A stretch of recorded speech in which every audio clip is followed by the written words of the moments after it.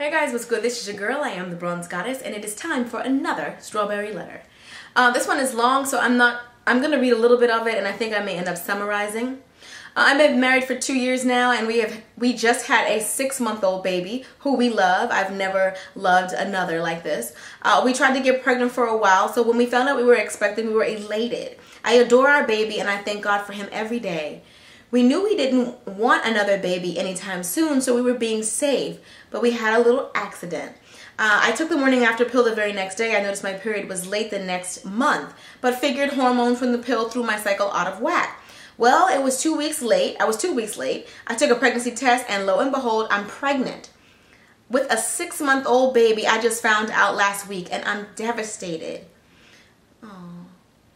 We really aren't ready for another. We're in the midst of some expensive home improvements. Both of us have jobs that are very demanding. My husband is a police officer, so his hours are very crazy and unpredictable. I have a long commute to go to work, so I leave very early in the mornings and I come home very late at night. I really feel guilty for not spending enough time with my baby. Plus, it's stressful being home alone with a lot with the baby, especially when I'm super tired from work. I still have housework to do. I feel so guilty that my baby won't be my baby very long, since now he has to assume the role of big brother. Another issue is that I'll have to take off work again so soon after I took 4 months off for having my first baby. I don't even know if my employers will be okay with giving me the time off. So anyway, she goes on a little bit more, saying that she has nobody really to talk to about this issue. She doesn't even want to talk to her mother about it because her mother will say that she should have been more careful. But anyway, I'm just going to go ahead and talk about this letter.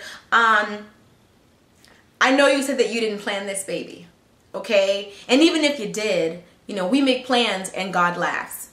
There is no such thing as an unplanned pregnancy. You may not have planned it, but there is a purpose for everybody. Every single individual has a purpose. You know, I talked about it before in a previous video. I believe they said the average man makes anywhere between 30 million and 400 million sperm. And if you're not trying to have a baby, your odds are 11% of getting pregnant. If you are, they're 25% of getting pregnant. So out of those odds, you're pregnant. Your baby has a purpose. Your baby is planned, just wasn't planned by you. So if you know that God himself created this child, then he will make provisions for this child. And the reason why I'm going to say that, because for one thing, I was not planned by my parents. And my situation is a little bit different from yours. My sister was about 1.5 to 2 months old when my parents got pregnant with me. My sister and I are 11 months apart. Do the math. For a certain amount of time, we're the same age. My parents may not have planned me, but God did. And I can tell you, as somebody who is here, who is supposedly unplanned, there is a plan and a purpose for my life. Barack Obama was unplanned, but there is a purpose for his life. Oprah's father, Oprah once said that her father told her that he saw her mother walking outside of school. He saw her walking by and said he just wanted to know what was underneath that poodle skirt. She said that's how romantic, it wasn't romantic at all, but yet she's here. And yet she has a purpose and she has a plan. Just all I want to say to you is be encouraged. This is not in any way any kind of punishment. This is a blessing. Every child is a blessing. And even though the circumstances surrounding somebody's birth may not be ideal, there is still a plan and there is still a purpose. Everybody has a purpose, and this child has a purpose too. So knowing that, I say embrace it. God would not give you more than you can bear. And a lot of the things you were saying in the letter, you know, I'm already tired. I already have this long commute. You said my employers already gave me 4 months off. You don't know if they're going to give you more time off, and you don't know what's going on with this, and you don't know about the home renovation that you got going on. The worrying about something before it even happens is anxiety. It's being anxious. And the Bible clearly says, be anxious for nothing. If you truly believe in God, and you truly believe that he's a plan for your life and that he's always looking out for you so much so that he knows exactly how many hairs you have on your head. So if he's so concerned that he knows exactly how many hairs you have on your head, you know he's concerned enough to know what this baby will do for your family. So don't worry about it. And I know that sounds easier said than done, but if you believe in God, there's no need to worry. You can't have faith and doubt at the same time. You have to have one. You have to believe. If you're going to believe God, then believe him. God, you will make a way. But if you gave me this baby, then this baby has a purpose, and you have a purpose, and you have a plan for this. So I say continue to pray and believe God. You never know how situations are how they're gonna turn out. You know, so I say be encouraged. Continue to pray. Look at this baby as a blessing. Don't worry. You don't need to be worrying anyway because you're pregnant, but you don't need to be stressing because God's got you. Hasn't he gotten you this far? You know, I wanted to do a motivational video about this, but now is as good a time as any. I wanted to talk about being scared of the same boogeyman. You know, I don't know how many times out there, for those of you who are watching me, when you go through something and God gets you through this hurdle, whether it be a bad breakup or whether it be a divorce or losing a home or losing a job, God gets you through this situation and the situation comes up again or a similar situation comes up and you get scared all over again. You're scared of the same boogeyman. Didn't God get you through tough times before? Hasn't God always made a way? You have to get to the point where you build up faith. You build it up. God, you always see me through. So even though I can't see my way out of here, you always see me through. Let me also say this really quickly.